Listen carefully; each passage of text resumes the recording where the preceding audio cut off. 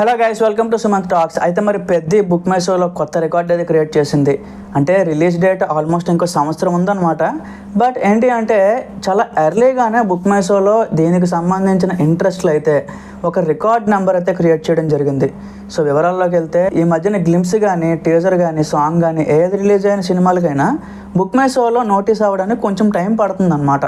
But పెద్ద విషయంలో అలా జరగలేదు. టీజర్ వచ్చిన కొన్ని రోజులకే బుక్ మై షోలో ఉండే ఇంట్రెస్ట్లు చాలా ఫాస్ట్గా పెరిగాయి. అది కూడా అంటే జస్ట్ అనౌన్స్ చేసినప్పుడు ఎంత ఉండేదంటే 1000-2000 ఉండేది. బట్ మనకు మొన్నే ఒక గ్లిమ్స్ అయితే రిలీజ్ చేశారు కదా, దాని తర్వాత అయితే ఆ ఇంట్రెస్ట్లు ఆల్మోస్ట్ 40,000 వరకు వెళ్ళిపోయింది అనమాట. సో ఇది చాలా ఎక్కువ నెంబర్ గైస్. మేబీ 40,000 అంటే మీకు తక్కువ అనిపించవచ్చు. బుక్ మై షో ఇంట్రెస్ట్లు అనేది అంత ఈజీగా క్రియేట్ అవ్వదు. సో ఎవరు వెళ్తారు చెప్పండి? ఇంకా సినిమా కూడా రిలీజ్ అవ్వకుండానే ఈవెన్ మనకు హోమ్ పేజ్లో కూడా పెద్ద గురించి చూపించరు.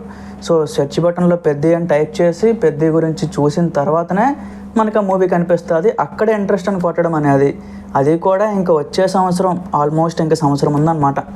ఆ సినిమా కోసం ఇంతలా వెయిట్ చేయడం అనేది నిజంగా ఫ్యాన్స్ కూడా చాలా హ్యాపీ అవుతున్నారు అనమాట. అయితే ఈ లెక్కల్లో సినిమా మీద ఎంత హైప్ క్రియేట్ అయింది, ఎంత బడ్జ్ క్రియేట్ అయింది అనే దానికి ఈ టీజర్ వదిలి చాలా మంచి పని చేశారు. ఎస్పెషల్లీ ఐపీఎల్ వలన ఈ సినిమా టీజర్ అయితే ఇంకా ఎక్కువ స్ప్రెడ్ అయింది, ఇంకా ఎక్కువ రీచ్ అయితే రావడం జరిగింది. అంటే Mumbai Indians, royal Challengers Bengaluru, Punjab Kings, so ఇట్లాగే చాలా పెద్ద పెద్ద టీమ్స్ అయితే ఈ టెంప్లెట్ యూస్ చేసినాయి. నార్త్ వాళ్ళు కూడా ఏంటి సినిమా ఎప్పుడు రిలీజ్ అవుతుందని ఎగ్జైట్మెంట్తో book my show app open చేసి సో కరెక్ట్గా పెద్దని ఈవెన్ నార్త్ ఇండియా పేజెస్ వాళ్ళు కూడా దీనికోసం ఇంట్రెస్ట్ క్రియేట్ చేసుకోవడం జరిగిందనమాట. సో అంతే గాయస్, ఇంకా ఏదైనా రీచ్ అవ్వాలంత వరకే. వన్స్ రీచ్ అయింది అంటే కంటెంట్ని ఎవరు ఆపలేరు అని ఇంకోసారి ప్రూవ్ అయింది. అది కూడా ఇప్పుడు ప్రజెంట్ షూటింగ్ అయితే ఏం జరగట్లేదంట, ఎందుకంటే కొంచెం ఎండలు ఏమైనా ఉన్నాయని చెప్పి చరణ్ గారు కూడా కొంచెం రెస్ట్లో ఉన్నారని విన్నాము. సో అందుకే షూటింగ్ అప్డేట్స్ కూడా అంత త్వరగా రావట్లేదు గాయస్.